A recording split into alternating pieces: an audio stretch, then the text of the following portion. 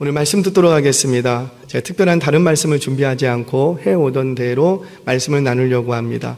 오늘은 변화와 기적 그 8번째 시간입니다. 일어나 들고 걸어가라. 계속해서 우리는 38년 된 병자의 이야기를 지금 3주째 듣고 있습니다. 오늘 마지막 이야기가 될 거예요. 이 38년 된 병자의 치유 사건을 통해서 정말 내 인생에도 좀 변화와 기적이 일어났으면 좋겠는데, 도대체 어떻게 해야지 이 38년 된 병자가 치유의 기적을 경험한 것처럼 나도 좀 그런 내 인생의 변화와 기적이 어떻게 하면 일어날 수 있을까? 우리는 이 부분에 대해서 연속적으로 말씀을 듣고 있습니다. 사실 저와 여러분 우리 모두 다 환자 아니에요? 나는 약 안 먹는다. 버티는 거죠. 사실은 먹어야죠. 누구라도 병 하나쯤 없는 분 안 계시더라고요. 고혈압, 당뇨, 몸 안에 염증, 심지어 무좀, 할렐루야. 찾아보면 병들지 않은 구석이 하나도 없어요. 마음의 병, 육신의 병, 정신적인 병, 상처 없는 인생 없더라고요. 다 애환이 있고 그 삶 속에 눈물 한 바가지 흘릴 만큼 아픔과 상처, 그거 다 끌어안고 우리는 삶을 살아가고 있습니다. 주변을 한번 둘러보세요. 이 땅을 살아가면서 꿈과 비전을 갖고 삶을 진취적으로 살아가는 사람이 몇 사람이나 됩니까? 사실 많지 않더라고요. 많은 사람들이 그냥 죄송합니다. 속된 말로 마지못해 사는 거죠. 아침에 내가 눈이 안 떠졌으면 모르겠는데 눈이 떠졌어요. 내가 좀 일어날 힘이 없으면 모르겠는데 일어날 힘이 생겼어요. 그러면은 가기 싫지만 그 일터로 또 나가고, 나가봤자 그 상사하고 불편하고 마음 힘들고 어렵고 괴롭지만 또 나가야지 되고, 공부하는 학생, 나는 앞으로 세계적인 인물이 돼 꿈과 비전을 갖고 공부하는 학생 몇 명이나 될 것 같으세요? 그럼에도 불구하고 아침에 엄마가 깨우면 또는 자기가 그냥 일어나 눈이 떠지면 그냥 학교 가방 챙겨서 학교 가는, 우리 따지고 보면 그냥 하루하루를 눈이 떠지니까 그냥 살아가는 사람들이에요. 우리는 또 영적으로 봐도 모두 38년 된 병자 아니겠습니까? 그런데 이 38년 병자에게 무슨 소망과 희망이 있겠어요? 그는 아무런 희망과 소망이 없었어요. 그렇게 그냥 하루하루를 38년 동안 그냥 살아갔어요. 오늘이 내일 같고 내일이 모레 같고, 눈이 떠지니까 그 자리에 있는 것뿐이고, 그 자리를 떠날 수 없으니까 그 자리에 머물러 있는 것뿐이고. 그런데 그의 인생에 놀라운 기적이 일어납니다. 걷기도 하고 뛰기도 하고 소망이 없던 인생에 소망이 생기고, 미래를 꿈꾸지 못했던 인생이 미래를 막 꿈꾸기 시작하고, 저와 여러분들의 인생에도 이런 기적이 일어나기를 주의 이름으로 축원합니다. 저는 오늘 이 시간에 이 자리에 나오신 분들, 억지로 왔던, 체면 때문에 왔던, 마지못해 왔던 이 오신 발걸음이 정말 여러분들의 인생의 터닝포인트점이 되어서 180도, 360도 바뀌면 안 되고 180도 완전히 바뀌어서 변화와 기적을 경험하는, 꿈과 비전이 넘치는 미래를 꿈꾸는 그런 인생들 되시기를 주의 이름으로 축원합니다. 자, 그렇다면 어떻게 해야 이런 기적과 변화의 삶을 살아갈 수 있을까? 오늘 또 한 번 이 베데스다에 머물면서 이 38년 된 병자의 치료 사건을 통해서 또 하나의 원리를 저와 여러분들 추적해 가도록 하겠습니다. 자, 먼저 나의 삶 속의 변화와 기적을 일으키는 원리 한 가지를 먼저 얘기하죠. 먼저 일어나 들고 걸어가라. 자, 뭐 하라? 일어나 들고 걸어가라. 자, 우리 8절 말씀 같이 한번 보겠습니다. 시작. 예수께서 이르시되 일어나 내 자리를 들고 걸어가라 하시니 아멘. 여러분, 38년 된 병자예요. 이 38년 동안 걸을 수 없었던, 거동할 수 없던 환자, 앉지도 못하고 서지도 못하고 1, 2년 그런 게 아니고 38년 동안, 어쩌면 인생의 대부분 절반 이상을 그렇게 살아왔을지 몰라요. 사람들의 도움이 없이는 조금도 거동할 수 없는 환자, 이런 병자에게 예수님 찾아오셔서 말씀하십니다. 일어나 들고 걸어가라. 여러분, 지난 38년 동안 이 병자가 가장 많이 시도해봤던 게 뭘까요? 일어나려고. 그가 안 해본 게 아니에요.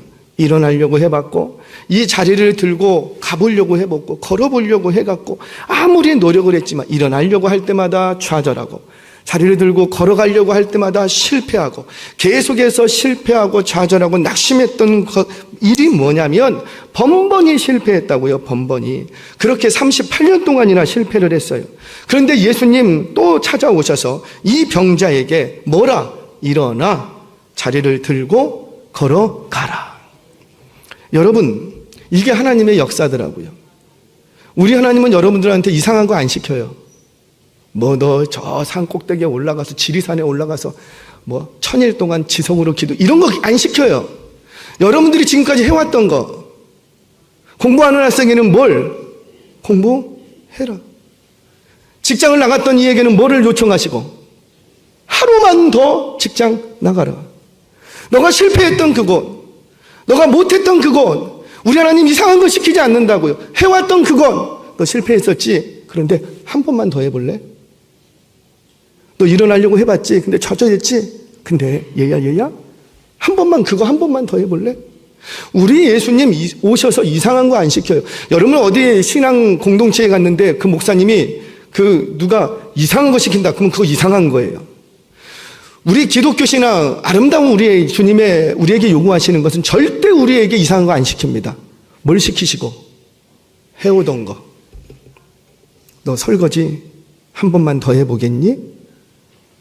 너 그 직장 하루만 더 나가보겠니? 그렇게 우리 하나님께서 우리에게 요청하시더라는 거예요. 그런데 그 요청 속에 놀라운 기적의 비밀이 담겨져 있다는 거죠. 우리 6절 한번 보겠습니다. 6절 시작. 예수께서 그 누운 것을 보시고 병이 벌써 오래된 줄 아시고 이르시되 내가 낫고자 하느냐? 아멘. 여러분, 내가 낫고자 하느냐? 우리 지난 시간에 다 살펴봤어요. 질문을 하지요. 그럼 이 질문에 대한 올바른 대답은 뭐예요? 네, 낫고 싶습니다.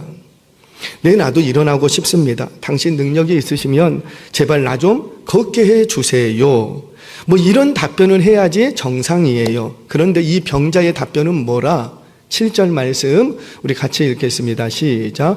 병자가 대답하되 주여 물이 움직일 때에 나를 못에 넣어주는 사람이 없어 내가 가는 동안에 다른 사람이 먼저 내려가나이다. 아멘. 여러분 이 7절 한 구절 속에 이 구절 이 말씀 듣고 역사가 일어나는데 이 구절 속에 어떤 믿음이 있어요? 뭔 믿음이 있어요? 아무 믿음이 없어요. 전혀 믿음과는 상관없는 이상한 얘기를 합니다. 오히려 누구 탓만 하고 있고 남 탓.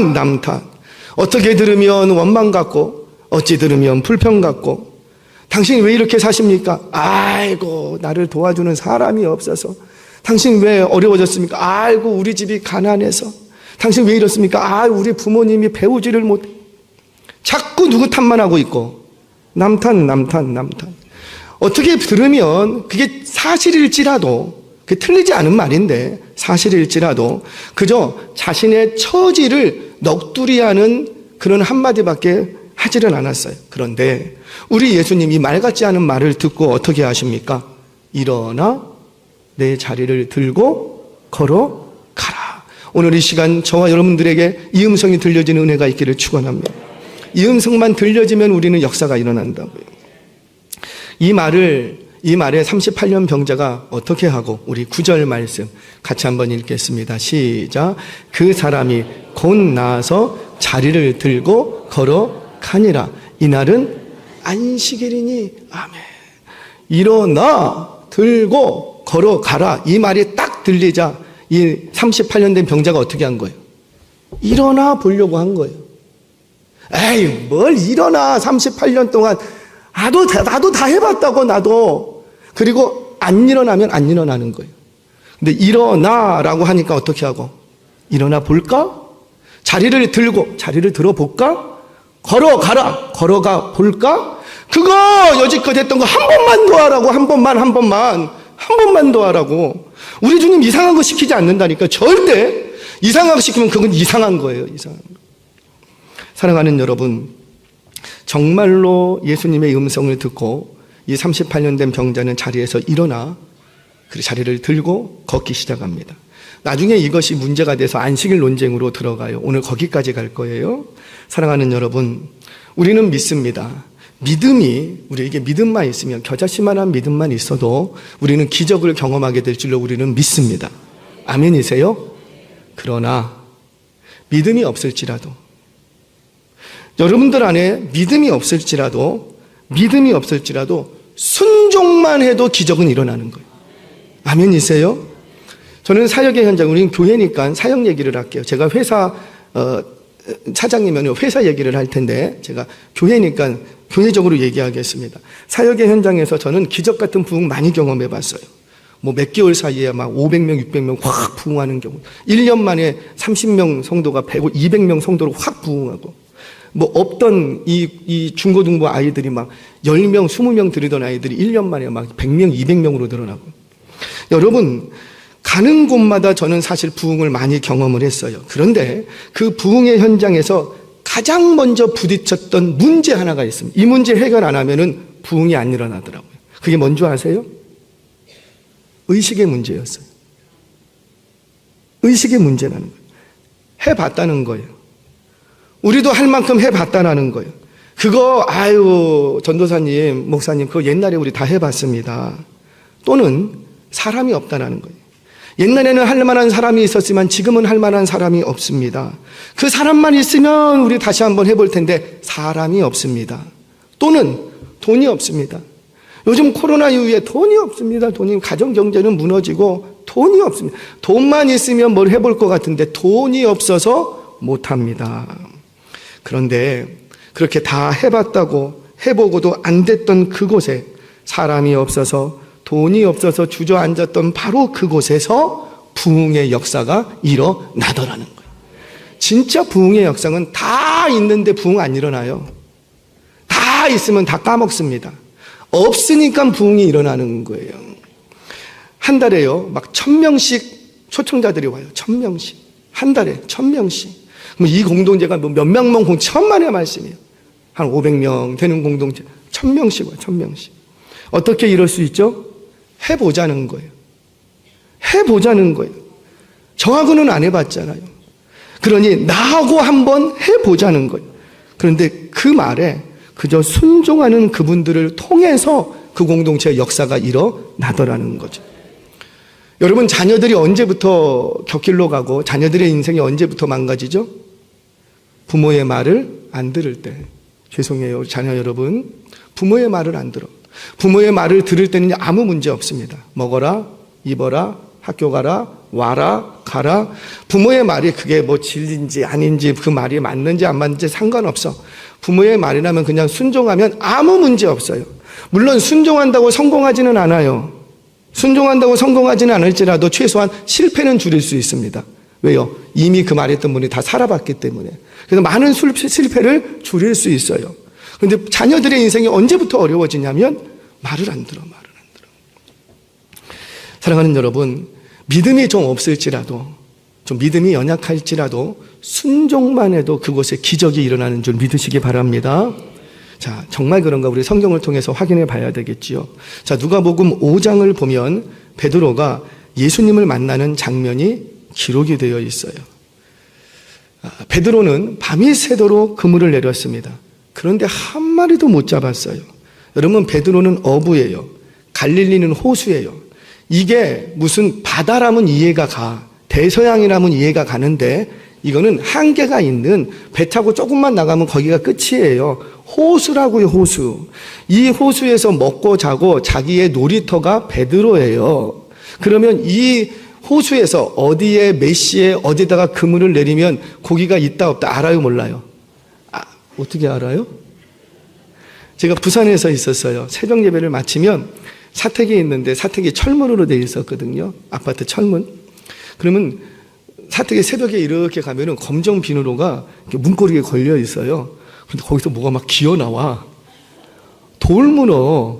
그게 막 벽을 타고 막 올라와요. 근데 그분들은요, 밤에 잠깐만 나갔다 오면 돌문어를 이만큼 잡아와. 왜 그래요?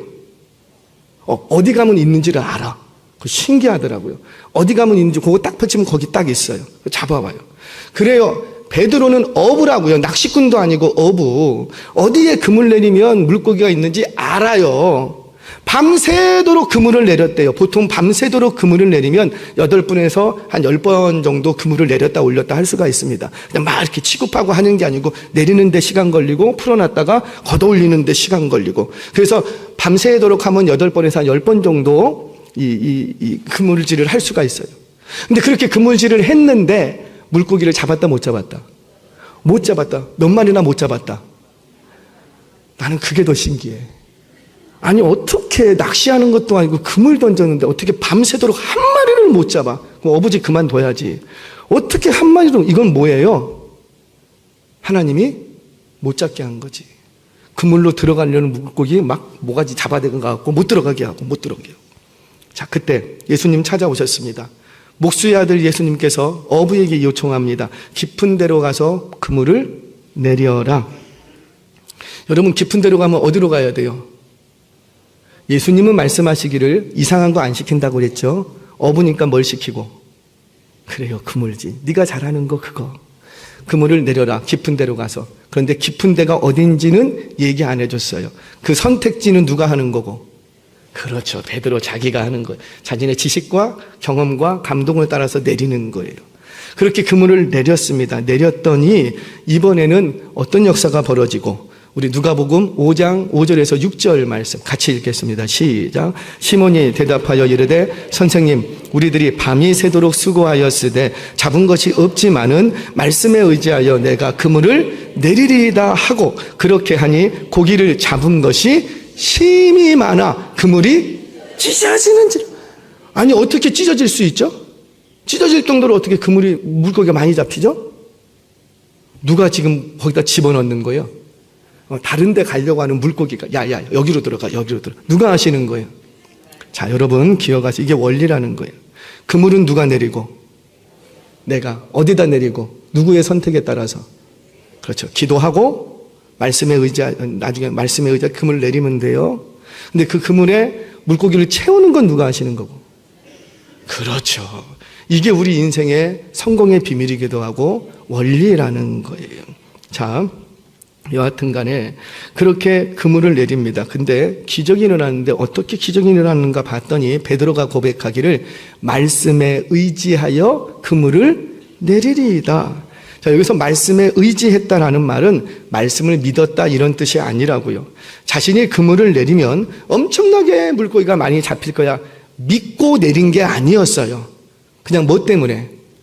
그러니까 예수님이 내리라고 하니까. 예수님은 당시에 신흥 랍비, 한참 떠오르는 랍비예요. 밤새도록 베드로의 배에 이렇게 앉으셔서 사람들을 가르치셨어. 그러니까 베드로가 옆에서 다 봤잖아요. 근데 예수님이 자신에게 깊은 데로 가서 물 내려라, 그물 내려라. 그러니까 이 베드로가 아이고 참 예수님 목수가 돼갖고 뭘 시킵니까? 그래도 내가 당신 면을 봐서, 당신 이렇게 많은 제자들이 있는데 당신 말했는데 내가 안 하면 당신 면이 없어지니까 내가 당신의 면을 봐서 한번 내려드릴게요. 그렇게 내린 거예요. 그런데 그렇게 내렸을지라도 기적은 일어난다 안 일어난다? 일어난다. 사랑하는 여러분, 좀 믿음이 없어도, 아니 믿음이 좀 부족해도 순종만 해도 기적은 일어나는 거예요. 또 한 군데 볼까요? 요한복음 2장에 보면 물이 포도주로 바뀌는 사건이 일어납니다. 여러분, 포도주가 떨어졌어요. 잔치집에 포도주가 떨어졌다는 것은 이제 손님들을 초청해 놓고 이거 지금 뭐 소홀히 한 거예요. 대접을 소홀히 한 거예요. 이렇게 대접을 소홀히 했다는 것은 곧 가문의 수치예요. 집안 대대로 동네에서 수치당할 일이에요. 그때 누가 나서요? 우리 성경 봅니다. 예수님이 나서지 않았어요. 요한복음 2장 5절 같이 읽겠습니다. 시작. 그의 하인들에게 이르되 너희에게 무슨 말씀을 하시든지 그대로 하라니라. 아멘. 누가 나섰어요? 예수님의 어머니 마리아가. 그래요. 예수님의 말씀에 순종하기 전에 이 하인들은 누구의 말에 순종했냐면 예수의 어머니의 말에 순종하더라는 거예요. 예수님의 말씀이 아니었다니까요. 그저 한 과부의 마리아의 말이었을 뿐이에요. 그런데 그렇게 예수님의 말씀도 아니야, 하나님의 말씀도 아니고 그냥 마리아가 한 얘기야. 근데 마리아가 한 얘기일지라도 그 말에 순종했더니 뭐가 일어나고? 기적이 일어나는 거예요. 물론 예수님이 하인들에게 요청합니다. 물을 항아리에 아구까지 채워라. 여러분, 이 하인들이 항아리에 아구까지 채우는 건 쉬운 일이에요, 어려운 일이에요? 쉬운 일이에요. 이거는 항상 해오던 일이야. 해오던 일인데 뭐 그게 이상하다고 어려울 게 있겠어요? 채우라고 하니까 뭐 한 거예요? 이거 포도주로 바뀔 줄 알고 채웠죠? 채우라고 하니까 그냥 하던 일인데 했을 뿐이에요. 떠서 전회장에게 갖다 주라. 떠서 갖다 줬어요. 하인이 연회장에게 물 떠다 갖다 주는 게 뭔 대수입니까? 그게 이상한 일입니까? 그냥 해오던 일이에요. 그런데 우리 주님 요청하시는 건 한 번만 더 하라는 거죠. 한 번만 더 채우고 한 번만 더 떠서 갖다 주라. 그렇게 이 하인들에게 무슨 믿음이 있었겠습니까? 아무 믿음이 없어요. 그런데 이들이 잘한 건 뭐예요? 그 말도 안 되는 일이지만 도저히 상식적이지 않고 비상식, 비논리, 비합리일지라도 그 말 같지 않은 말일지라도 순종했을 때 기적은 일어나는 거예요. 사랑하는 여러분, 지금 여러분들의 삶에도 변화와 기적이 필요하십니까? 사모하시기 바랍니다. 하나님, 나 남은 인생 우리 한 120년, 150년까지 살아야 되는데 할렐루야. 그때까지 어떻게 사실 거예요? 좀 제2의 인생, 제3의 인생, 조금 더 주신다면 제4의 인생도 준비하셔야지 되는 거예요. 그런데 그런 나의 인생에 오늘 말씀을 통해서 변화와 기적이 일어나는 역사가 있기를 축복합니다. 그러려면 오늘 주시는 말씀을 의지하셔야 돼요. 저는 알아요. 여기 계신 분들이 다 믿음 있어서 계신 거 아니에요. 근데 믿음 없어도 괜찮아요. 믿음이 부족해도 괜찮아요. 다만 그냥 말씀에 순종해 보시기 바랍니다. 성경이 그렇게 말한다더라. 그러니까 한번 해볼까? 그렇게 순종만 하셔도 바로 그곳에서 기적이 일어나는 줄 믿으시기 바랍니다. 첫 번째, 기적의 원리. 믿음이 좀 부족해도 순종해라. 순종하면 기적은 일어난다. 자, 두 번째. 그렇다면 과연 예수님은 기적만을 일으키기 위해서 베데스다에 오셨을까? 아니라는 거죠. 우리는 기적의 예수님만 기대하는데 사실 예수님이 베데스다에 오신 진짜 목적은 따로 있었어요. 예수님이 진짜 이 베데스다에 오셨던 진짜 목적이 뭔가 오늘 그것만 얘기하고 마치도록 하겠습니다. 자, 기독교 신앙은 신앙에 대해서 얘기를 합니다. 기독교 신앙은 본래가 지성을 드리거나 공로를 쌓아서 기적을 맛보는 그런 신앙이 아니에요. 기독교 신앙은요, 우리가 새벽마다 막 40일 금식 기도하고 막 특별 새벽 기도하면서 막 정성을 드리고 뭘 하면서 지성을 드리고 하늘을 감동시키면 내가 얻을 수 있는 거 얻을 수 있다. 천만에요. 그런 종교가 아니라는 거예요. 기독교 신앙의 본질은 진리를 붙들고 순종하면서 살아가는 거예요. 그 삶이 이 땅에서 가난하다 할지라도, 그 삶이 이 땅에서 병든 삶을 할지라도 기독교 신앙은 뭐냐면 그저 진리를 붙들고 이게 옳기 때문에, 이게 진리이기 때문에 진리를 붙들고 그냥 진리의 말씀에 순종하면서 하루하루 살아가는 것, 그게 기독교 신앙이에요. 40일 금식기도 드리고 천일 작정기도 드리고 그렇게 지성과 정성을 드리면 구원을 얻을 수 있는 그런 종교가 아니라는 거예요.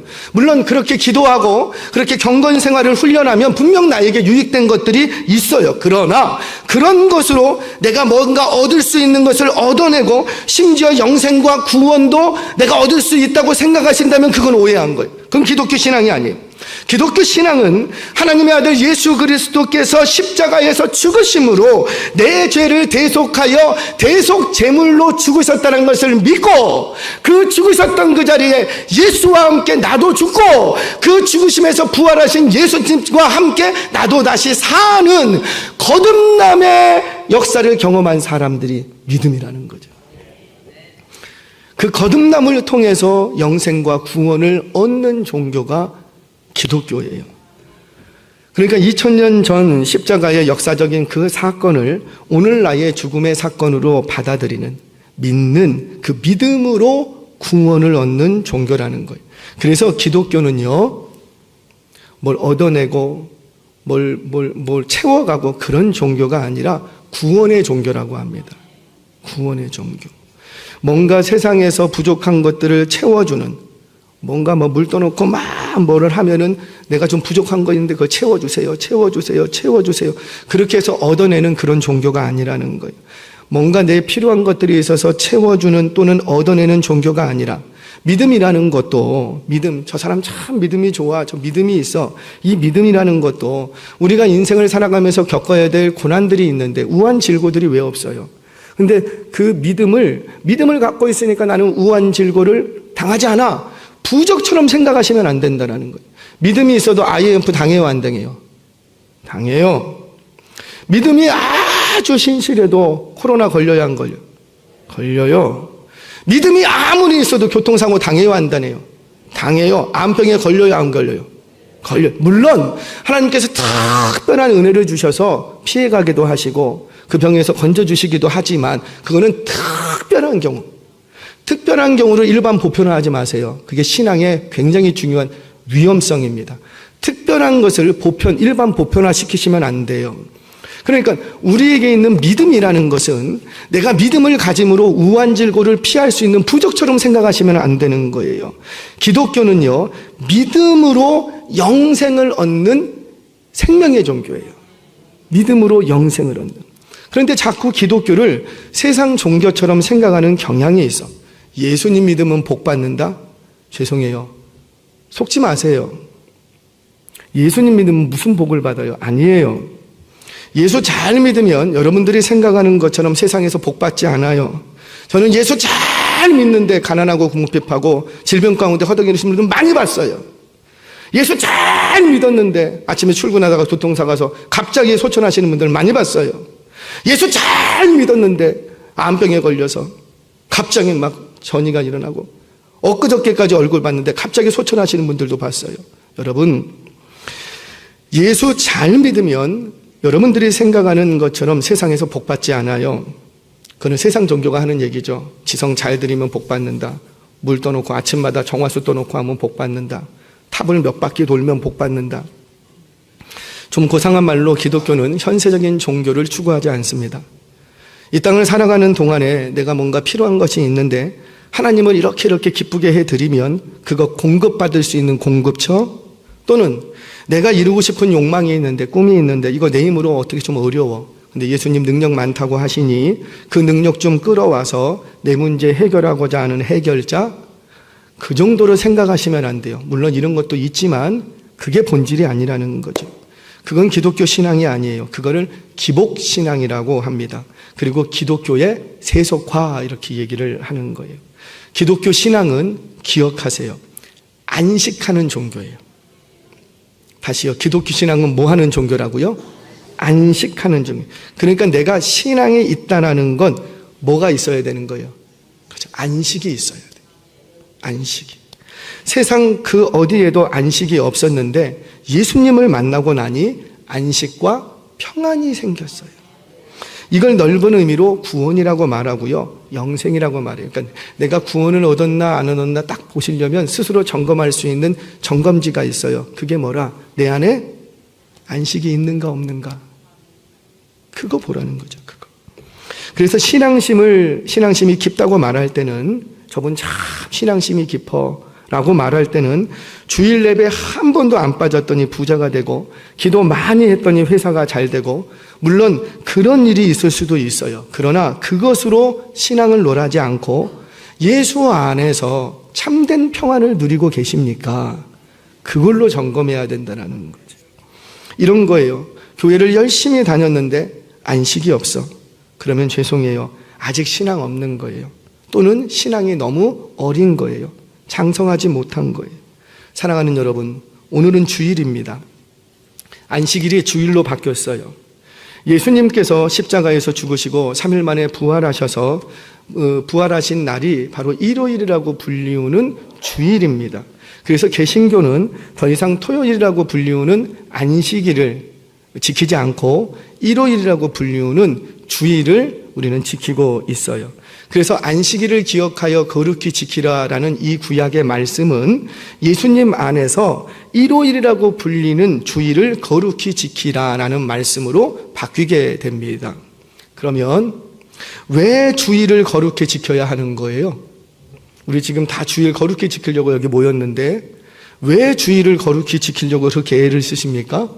주일 거룩하게 지켜서 부자 돼 보시게요? 주일 거룩하게 지켜서 한번 떵떵거리면서 한번 목에 힘주고 살아보고 싶으셔서요? 아니에요. 주일을 왜 우리가 거룩하게 지켜야 되는가? 왜 이렇게 거룩하게 지켜야 되는가? 거룩히 지켜야 안식이 있기 때문이에요. 거룩히 지켜야. 그러니까 안식을 누리게 하려고 주일을 거룩히 지키라는 거예요. 다른 목적이 있는 게 아니에요. 그러면 여러분들에게 질문하겠습니다. 오늘 이 자리에 예배 자리에 오셨어요.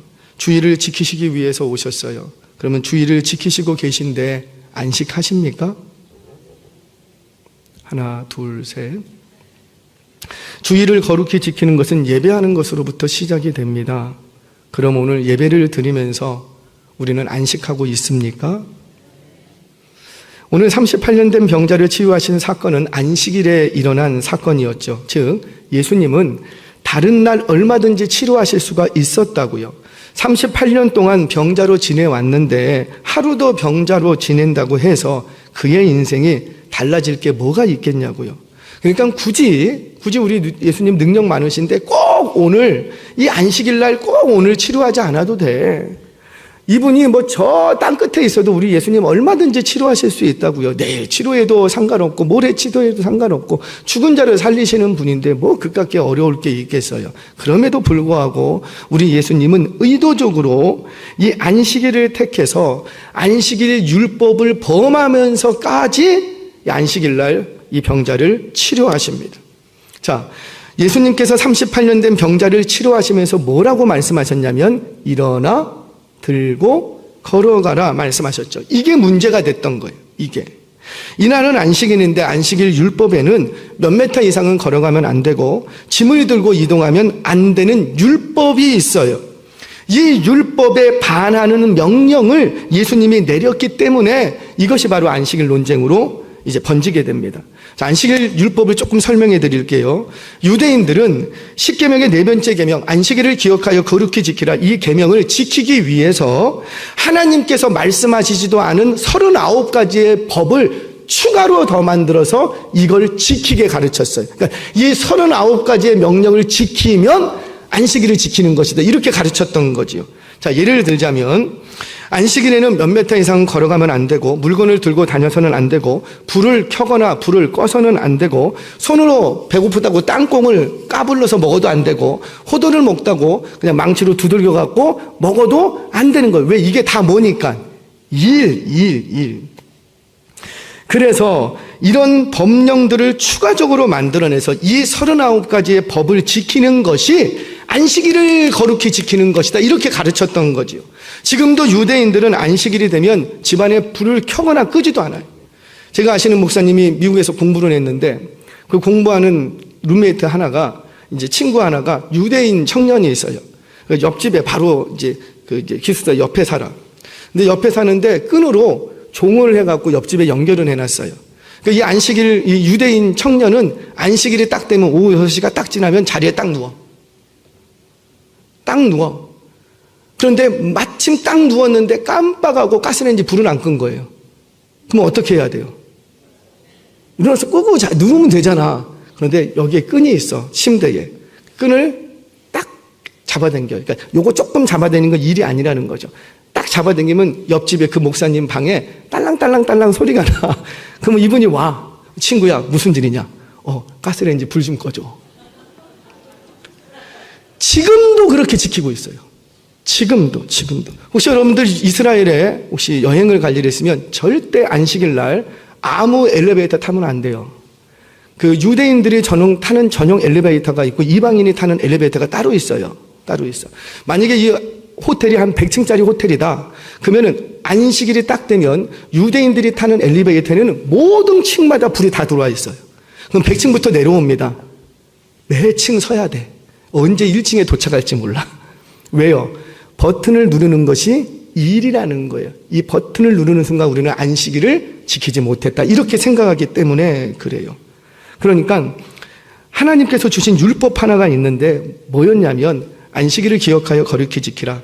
이를 위해서 하나님께서는 명령하신 것은 딱 하나였어요. 지난 6일 동안 힘써 내 이 모든 일을 하고 일곱째 날은 여호와의 안식일인지 너나 내 아들이나 내 딸이나 내 남종이나 내 여종이나 아무 일도 하지 말라.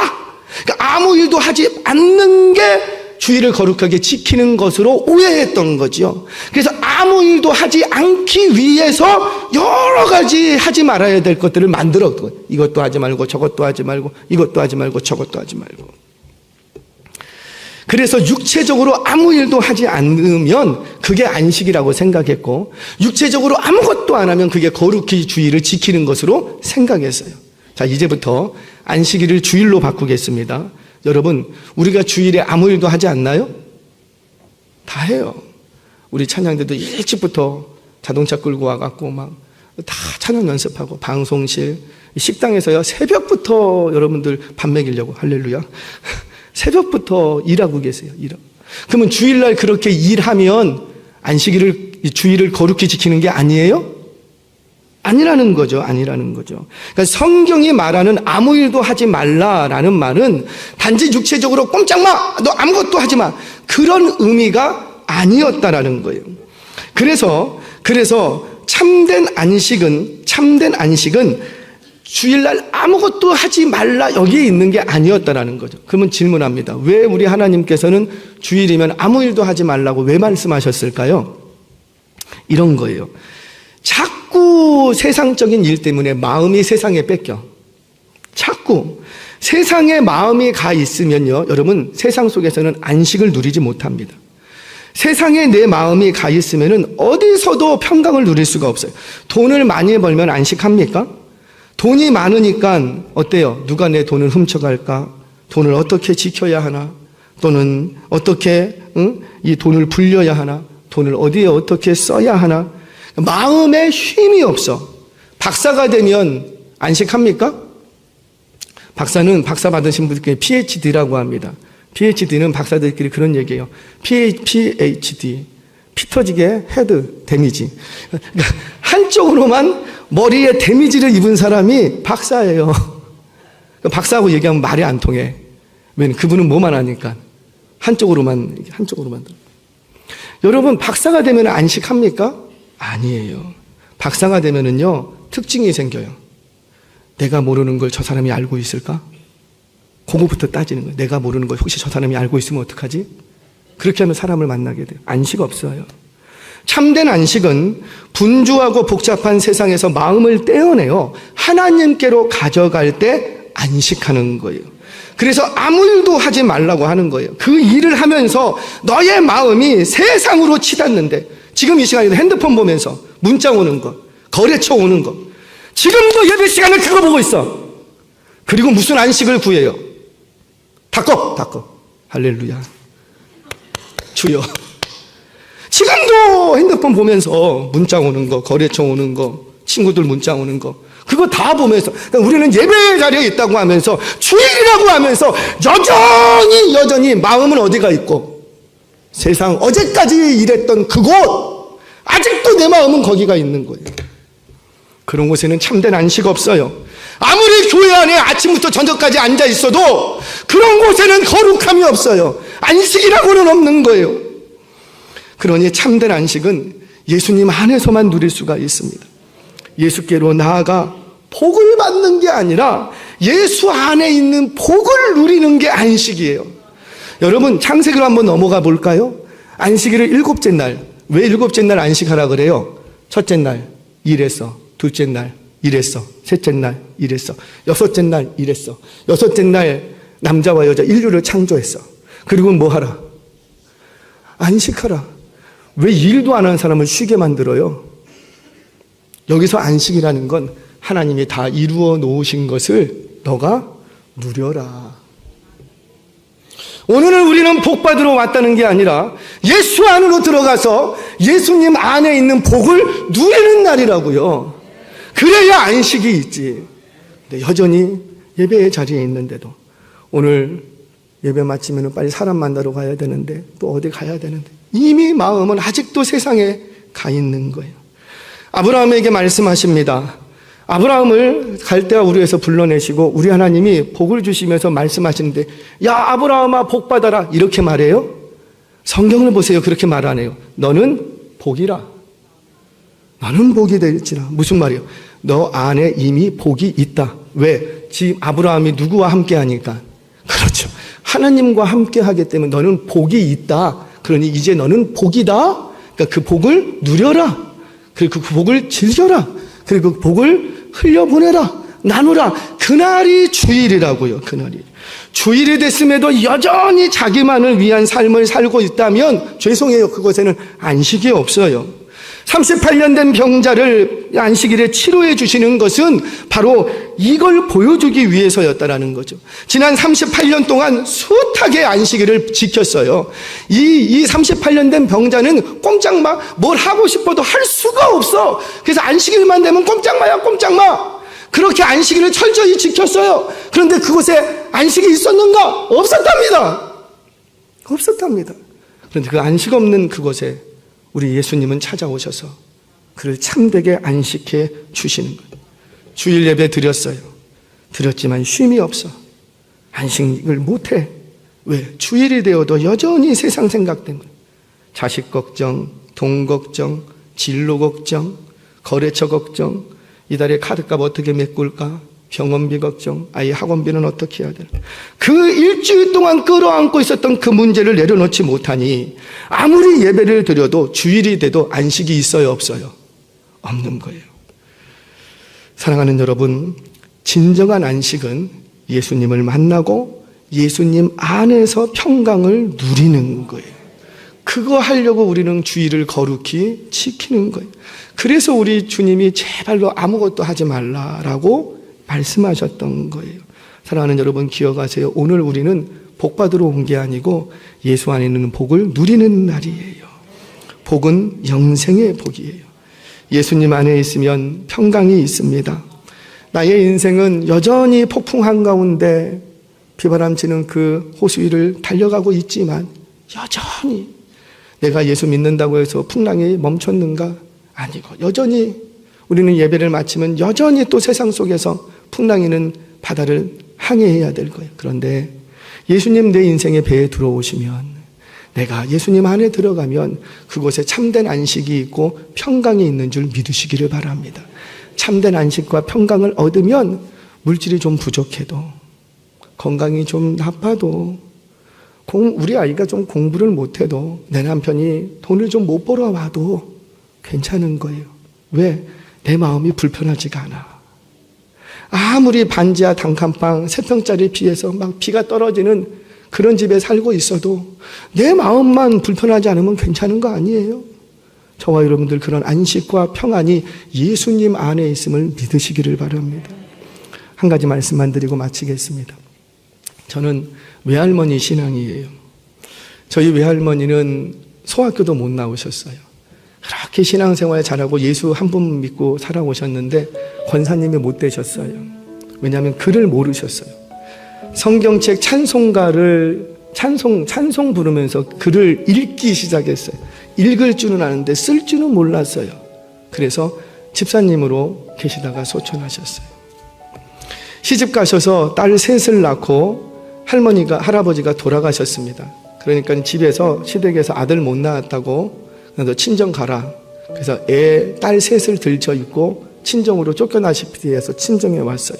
그래도 감사한 것은 너 딸 셋하고 먹고 살라고 땅을 좀 띄워주셨대요. 부잣집이셔서 땅을 띄워주셔서 이 땅 가지고 너 살아라고.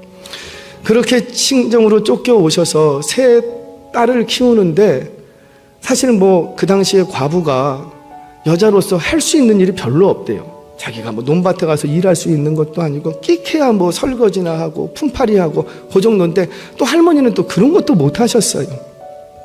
그래도 땅이 조금 있으니까 소장농에게 땅을 맡기고 거기서 조금 소출 오는 거 그걸로 그냥 살아가시는 거예요. 더더욱 이러니 할머니가 할 일이 있을까요, 없을까요? 진짜 없는 거예요. 그래서 오로지 유일한 낙이라고 뭐냐면은 담배. 여기도 그런 분들 계실 거예요. 할렐루야. 담배, 옛날에 담배 아세요? 여기다가 딱 해갖고 똘똘똘똘똘 말아갖고 그래갖고 피는 거. 담배. 그 담배 피는 게 낙이었대요.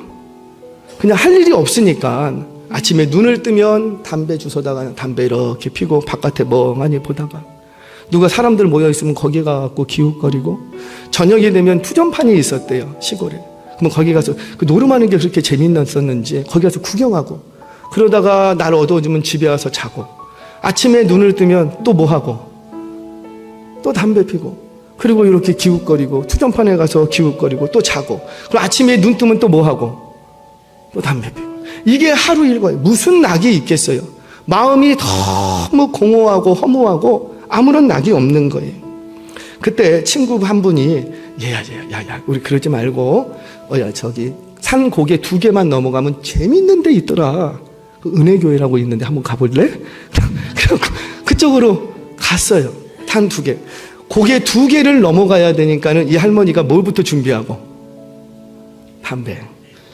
2고개를 넘어가야 되니까 얼마나 담배가 필요하겠어요. 그래서 담배를 이렇게 한 움큼을 가슴에 딱 꽂고 출발한 거예요. 가다가 담배 피고 쉬고 담배 피고 쉬고, 그곳에 가서 재밌게 시간을 보냈어요. 근데 그곳이 어디였을까요? 부흥회였어요. 은혜교회라고 얘기하면 또 부흥회였어요. 부흥회. 순회 부흥회가 그 당시에는 있었거든요. 부흥회. 거기서 예수님을 만난 거예요. 아무런 소망이 없고 내일이 없고 오늘이 내일 같고 아무런 흥미도 없고 아무런 마음의 공허함, 그것만 가득 찼던 인생이 미래가 없어. 근데 그런 인생이 예수님 만나고 2고개를 넘어오면서 여기 뭐가 있고 그거를 꺼내갖고는 하나씩 분지르면서 집으로 돌아오셨어요. 그 길로 예수 믿기 시작하셨어요. 평생을 그렇게 기도하시면서 사셨어요. 여러분, 그렇게 예수 믿고 나니까 누가 나 좀 소장농으로 써달라고 그러면 할머니가 땅을 띄워주셨어요. 그러지 말고 이거 땅하고 비료 이걸로 사라고 땅을 띄워줘요. 그렇게 땅을 이렇게 띄워주다 보니까 정작 본인 땅은 남은 게 하나도 없어. 근데 3딸이 어쩌지 잘 컸어요. 평생을 살아가면서 재산 없어. 배운 거 없어. 옷이 딱 2벌이었어요. 똑같은 옷. 똑같은 옷인데 하나는 주일날 입는 거, 하나는 평상복. 똑같은 옷인데 두 벌. 그 2벌 가지고 그냥 사셨어요. 그런데 남부러울 게 하나 없더래요. 지금 당장 재산도 없고 노후 대책 그런 거 없었어요. 그럼에도 불구하고 할머니께서는 그 예수님 믿는다라는 거, 그 예수님 한 분 때문에 아무 부러울 게 하나 없었대요. 늘 그 마음의 평강과 안식이 넘치더라는 거예요. 사랑하는 여러분, 저와 여러분도 오늘 그 할머니가 만났던 그 예수님 만나시는 은혜가 있기를 바랍니다. 예수님 만나면 나 비록 가진 게 없어도, 예수님 만나면 나 좀 지혜가 없고 좀 부족하고 배운 게 없다 할지라도, 심지어 건강도 안 좋아도, 단칸방 반지하에 산다 할지라도 부끄러울 게 하나 없고 남부러울 게 하나 없는 거예요. 왜? 예수님 내 안에 오시니 마음의 안식이 넘치고 예수님 내 안에 계시니 평강이 넘치는 거예요. 너희는 아무것도 염려하지 말고 모든 일에 기도와 간구로 너희 구할 것을 감사함으로 아뢰라. 그리하면 모든 지각에 뛰어난 하나님의 평강이 너의 마음과 생각을 지키시리라. 오늘 이 시간 잘 오셨습니다. 그동안 신앙의 끈 잠깐 놓고 계셨다면 오늘 다시 그 예수님 붙드시기 바랍니다. 그 예수님 붙들 때 여러분들의 인생에 기적이 일어날 뿐만 아니라 기적보다 더 큰 참된 안식과 평강이 주어질 줄로 믿습니다. 이런 은혜를 경험하시기를 주의 이름으로 축원합니다.